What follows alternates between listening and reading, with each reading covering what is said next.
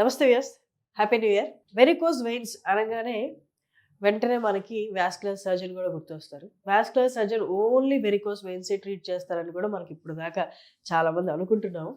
కానీ veins related ఎన్నో problems ఉంటాయి. అందులో వెరికోస్ వెయిన్స్ ఏంటి, డిఫరెంట్ ప్రాబ్లమ్స్ ఉంటాయి వెయిన్స్ రిలేటెడ్. అవి ఏంటి, అలా డిఫరెన్షియేట్ చూడగలిగి చెప్పగలిగింది only vascular surgeons, endovascular surgeons మాత్రమే. ఇవాళ నేను ఏషియన్ వాస్కులర్ హాస్పిటల్స్లో ఉన్నాను. డాక్టర్ జీవి ప్రవీణ్ కుమార్ గారు మనతో ఉన్నారు. వారిని అడిగి పూర్తి డీటెయిల్స్ మనం తెలుసుకుందాం. నమస్తే సార్. నమస్తే అండి, happy new year. Happy new year sir, ఎలా ఉన్నారు? ఫైన్.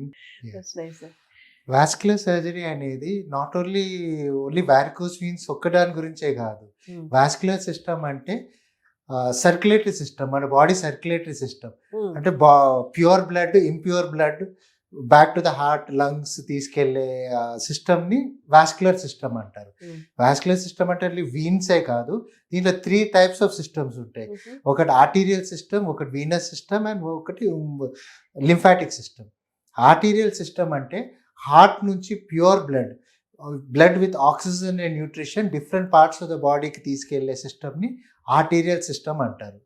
వీనస్ సిస్టమ్ అంటే impure blood from different parts of the body వాపస్ హార్ట్, లంగ్స్కి తీసుకెళ్ళి ప్యూరిఫై చేసి మళ్ళీ ఆక్సిజన్ రిప్లెనిష్ చేసి, న్యూట్రిషన్ రిప్లెనిష్ చేసి మళ్ళీ ఆర్టరీస్ ద్వారా డిఫరెంట్ ఆర్గన్స్కి మళ్ళీ పంపించే సిస్టమ్. సో వీనస్ సిస్టమ్ అనేది డ్రైనేజ్ సిస్టమ్ లాగా. ఇంకో lymphatic system, it is in between arterial and Venus system. Lymphatic system అంటే ఇప్పుడు ఈ బోధకాలు, ఇలాంటి జబ్బులన్నీ లింఫాటిక్ సిస్టమ్ జబ్బులు అంటారు అనమాట. సో వాస్కులర్ సర్జన్ అనేవాళ్ళు 3 సిస్టమ్స్ని ట్రీట్ చేస్తారు. They are the complete, they are the physicians, they are the surgeons and also they are the radiologist in this subject. Okay. And vascular surgery is recognised by medical council of India for treatment of vascular diseases. Sir, ఇప్పుడు దాకా బోధకాలు, అదే lymphatic problems ఏదైతే ఉన్నారో అది అసలు actually vascular surgeon దగ్గరికి వెళ్ళాలన్న అవగాహన ఎవరికి లేదు. అది వచ్చిన తర్వాత అసలు ఇట్లా సపరేట్ సర్జన్ ఉంటారు, వాళ్ళ దగ్గరికి వెళ్ళిన అవగాహన లేదు. వాళ్ళకి ఒక్కసారి ఎలా గుర్తించి వాస్కులర్ సర్జన్ దగ్గరికి రావాలని ఒక్కసారి చెప్పండి. వాస్కులర్ డిసీజెస్ గురించి ఇన్ బ్రీఫ్గా మీకు చెప్తాను.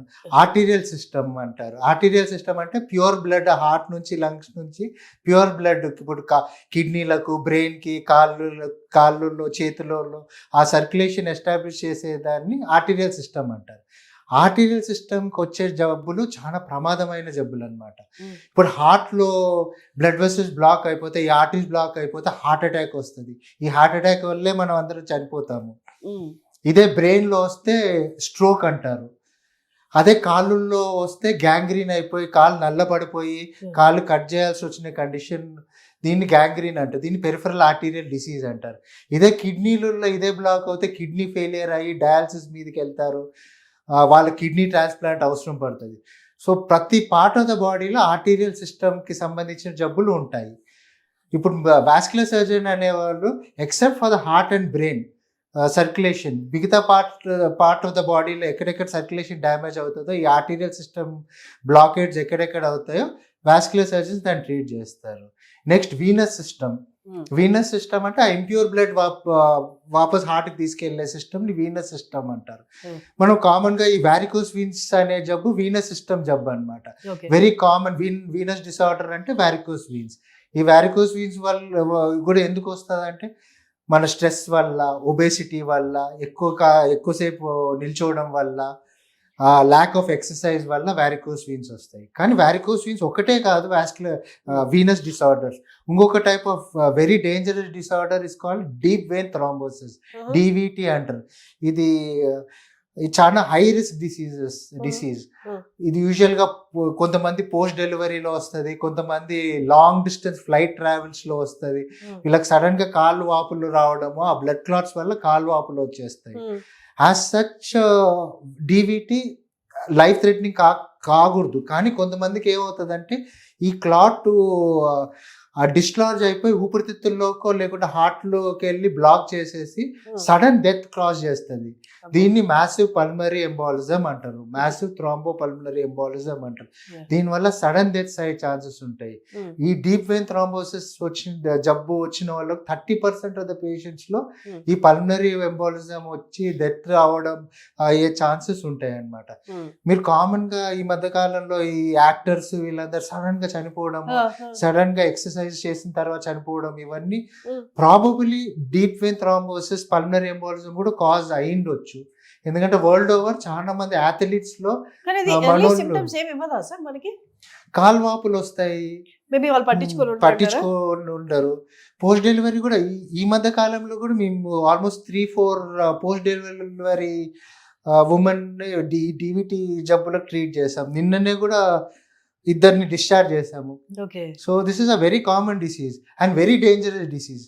వారికోస్ వీన్స్ అనేది ప్రమాదం కాదు. ప్రాబబులీ మీకు చాలా డిస్కంఫర్ట్ ఉంటుంది, పుండ్లు పడతాయి, నడవడం ఇబ్బంది అవుతుంది, కానీ ప్రమాదం కాదు.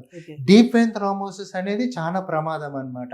30% ఆఫ్ ద పీపుల్లో పల్మనరీ ఎంబాలిజం వచ్చే ఛాన్సెస్ ఉంటాయి. ఈ పల్మనరీ ఎంబాలిజం వస్తే డెత్ అయ్యే ఛాన్సెస్ కూడా ఉంటాయి అన్నమాట.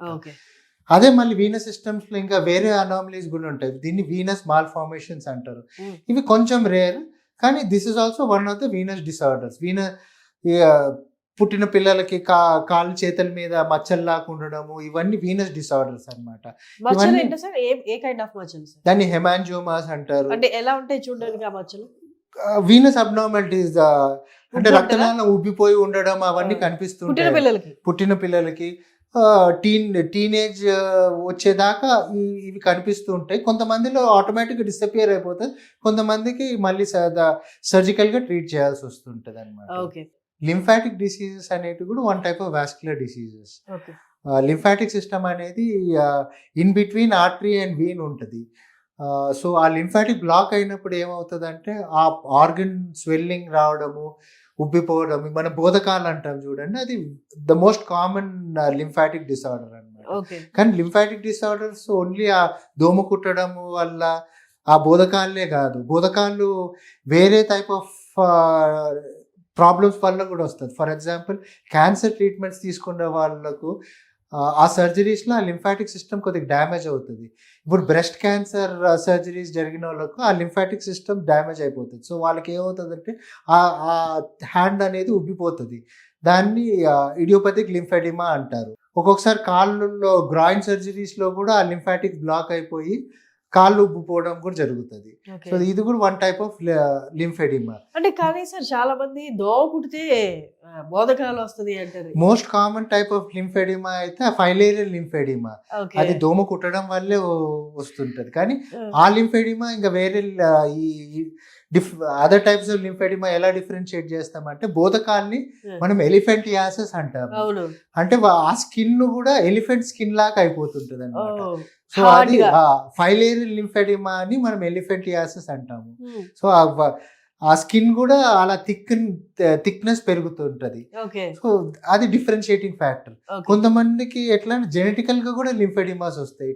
పుట్టినప్పటి నుంచి మైల్డ్ స్వెల్లింగ్ ఉంటుంది, gradual over period of time కాళ్ళు వాపులు, చేతుల వాపులు కూడా వస్తుంది. కానీ వీళ్ళలో ఆ చర్మం చేంజ్ ఉండదు, చర్మం నార్మల్ గానే ఉంటది. సో ఫైలేరియల్ లింఫెడిమా అండ్ మిగతా రకాల లింఫెడిమాలో అదే డిఫరెన్స్, చర్మం చేంజ్ అనేది డిఫరెన్స్ ఉంటుంది. Thank you sir, thank you so much. Thank you.